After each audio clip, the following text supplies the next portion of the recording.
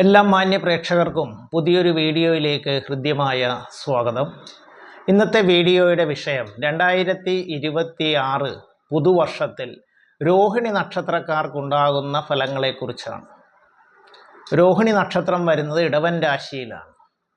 ഇടവൻ രാശിക്കാരെ സംബന്ധിച്ചിടത്തോളം സർവേശ്വരകാരകനായിട്ടുള്ള വ്യാഴം 2026 ജൂൺ 2 വരെ 2-ലും തുടർന്ന് 3-ലും, ശനി 11-ലും, രാഹു 10-ലും, കേതു 4-ലും ഒക്കെ സഞ്ചരിക്കുന്ന കാലയളവാണ്.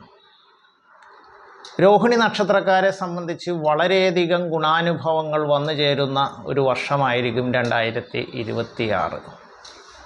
സാമ്പത്തിക നേട്ടങ്ങളാണ് അതിൽ പ്രധാനമായിട്ടും എടുത്തു പറയേണ്ടത്. 11-ലെ ശനിയും 2-ലെ വ്യാഴവും ഒക്കെ നല്ല രീതിയിലുള്ള സാമ്പത്തിക നേട്ടങ്ങൾ എന്ന് പറഞ്ഞു കഴിഞ്ഞാൽ അവരുടെ തൊഴിൽപരമായിട്ട് മാത്രമല്ല പല വിധത്തിലുള്ള മാർഗങ്ങളിലൂടെ നേട്ടങ്ങൾ വന്നു ചേരുന്നതാണ്.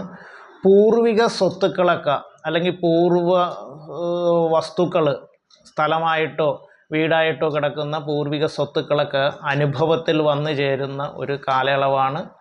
തൊഴിൽ രംഗത്ത് അപ്രതീക്ഷിതമായ ഉന്നതിയും നേട്ടങ്ങളും ഉണ്ടാകും.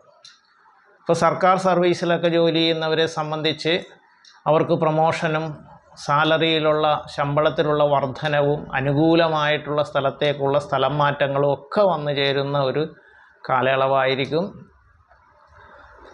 രാഷ്ട്രീയ രംഗത്ത് പ്രവർത്തിക്കുന്നവർക്ക് വലിയ നേട്ടങ്ങൾ, അംഗീകാരങ്ങൾ, സ്ഥാനാർത്ഥിത്വങ്ങൾ എല്ലാം വന്നു ചേരുന്ന ഒരു വർഷമായിരിക്കും 2026. വിദ്യാർത്ഥികളെ സംബന്ധിച്ച് അവർ ആഗ്രഹിക്കുന്ന വിഷയത്തിൽ ആഗ്രഹിക്കുന്ന സ്ഥലത്ത് വിദ്യാഭ്യാസം നടത്താൻ കഴിയുന്ന ഒരു വർഷമായിരിക്കും. വിവാഹം അന്വേഷിക്കുന്ന ചെറുപ്പക്കാർക്ക് വിവാഹ കാര്യങ്ങളൊക്കെ തീരുമാനമാകുന്ന ഒരു വർഷമായിരിക്കും. കലാകാരന്മാർ, രാഷ്ട്രീയ രംഗത്ത് പ്രവർത്തിക്കുന്നവർ, ബിസിനസ് രംഗത്ത് പ്രവർത്തിക്കുന്നവർ എന്നിവർക്കെല്ലാം വളരെയധികം നേട്ടങ്ങളും ഐശ്വര്യങ്ങളും ഒക്കെ വന്നു ചേരുന്നതാണ്.